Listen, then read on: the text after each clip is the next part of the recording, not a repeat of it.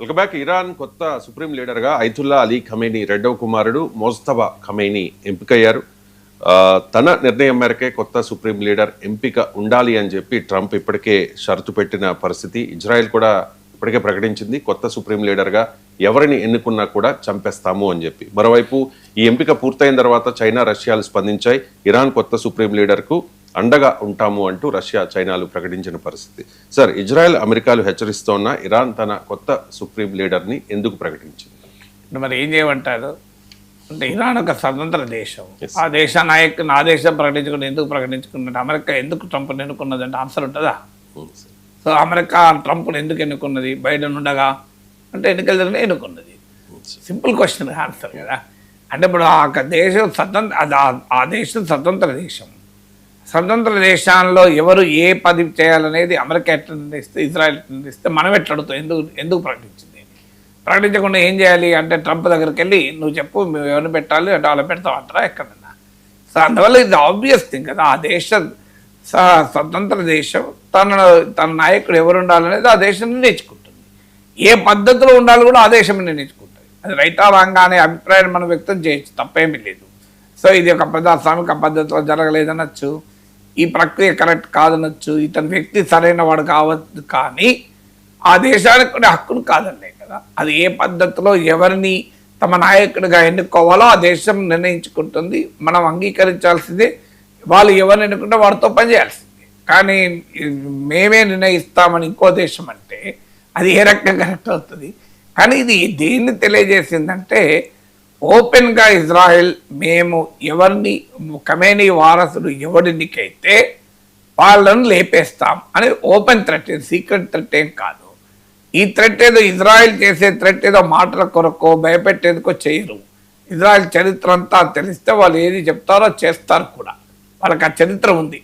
When they say they execute. మీకు చాలా మట్టుకు ఇజ్రాయెల్ ఏదో బెదిరించడానికి, భయపడటానికి, గొప్పలకు చెప్పడే లక్షణం కాదు. ఇజ్రాయెల్ అంటే వాళ్ళు చేచూ పెడతారు. ఇప్పటికే ఖమేనీని ఫస్ట్ డేనే లేపేశారు.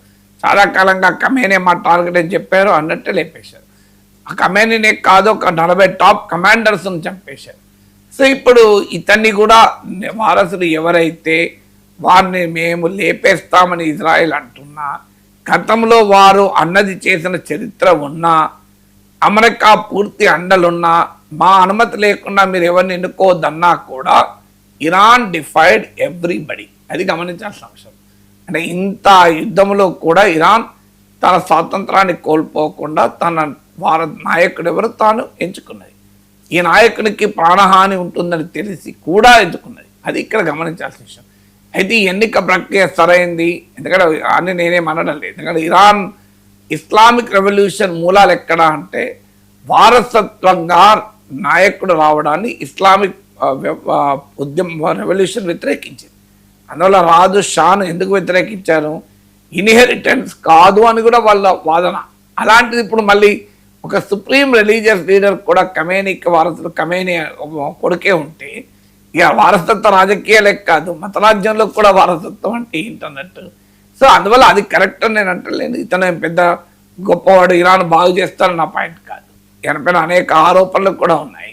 కానీ ఫండమెంటల్ ఏంటంటే, ఇంత బెదిరిస్తున్న America, Israel, Iran could withstand the pressure, withstand the threat.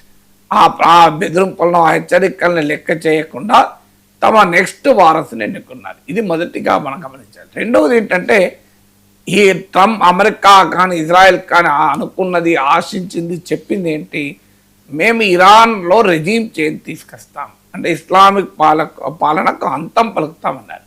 కానీ ఇలా 11-12 డేస్ అయినా కూడా ఇస్లామిక్ రెజీమ్ అంతం చేయలేకపోయారు. ఖమేనీని ఫస్ట్ డేనే చంపారు, టాప్ కమాండర్స్ని చంపారు. ఆఖరికి ఖమేనీ ప్లేస్లో మేము పలానా వాళ్ళని అనుకున్నాం, కానీ వాళ్ళు కూడా యుద్ధంలో చనిపోయారని చెప్పి ట్రంప్ ప్రకటించాడు.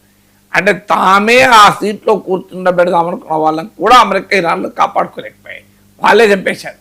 సో ఇంత జరిగినా కూడా రిలీజియస్ రెజీమ్ పడిపోవడం లేదు అని. ఎందుకంటే ఖమేనీ ఉండగానే లేయర్స్ ఆఫ్ లీడర్షిప్ క్రియేట్ చేశాడు. అంటే ఖమేనీ పోతే ఇంకోరు పోతే ఇంకోరు. అలాగే ప్రెసిడెంట్ పోతే నెక్స్ట్ ప్రెసిడెంట్ ఎవరు, ఆర్మీ చీఫ్ పోతే నెక్స్ట్ ఆర్మీ చీఫ్ ఎవరు, IRGC చీఫ్ ఎవరు పోతే నెక్స్ట్ ఎవరు. ఇలా ఒక 4-5 లేయర్లలో నాయకత్వాన్ని తయారు చేసి పెట్టుకున్నారు. అందువల్ల మీరు ఒకరు పోతే ఇంకొకరు వచ్చేస్తారు ఆటోమేటిక్గా. సో ఈ రెండవ డైమెన్షన్ ఏంటంటే అమెరికా ఇజ్రాయెల్ చెప్పిన రెజీమ్ చేంజ్ అంత సులభం కాదు అని. ఎందుకంటే ఖమేనీ పోయినా ఖమేనీ కొడుకే నాయకత్వంలోకి వచ్చాడంటే హౌ స్ట్రాంగ్ ఇది ఇస్లామిక్ రెజీమ్ అనేది ఒక ఇండికేషన్. ఇదేదో పేకమేలాగా కూలిపోతుంది, చాలా సింపుల్గా మార్చేయచ్చు, 1-2 రోజులు దాడుతూ 1 రోజు దాడుతూ అయిపోతుంది అనుకుంటే ఆ రిలీజియస్ రెజీమ్ క్రంబుల్ కావడం లేదు అనేది రెండవ ఉదాహరణ.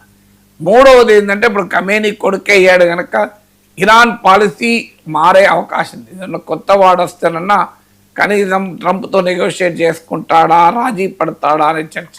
సో ఇప్పుడు ఖమేనీ కొడుకే వచ్చాడు, తన కుటుంబం మొత్తం ఇందులో చాలా కుటుంబంలో అనేక మంది సభ్యులు వెళ్ళిపోయారు. Is known to be very strongly anti west. అంటే ఇదే రెజీమ్లో భాగంగా 40 ఏళ్ళుగా ఉన్న వ్యక్తి. అందువల్ల Iran defiance will continue. Iran లొంగిపోదు, ఇరాన్ రాజీ పడదు అనటానికి కూడా ఈ ఖమేనీ వారసుడి ఎంపిక మనకు తెలియజేస్తున్న అంశం. ఇంకా ఇరాన్పై యుద్ధం స్టార్ట్ అయిన తర్వాత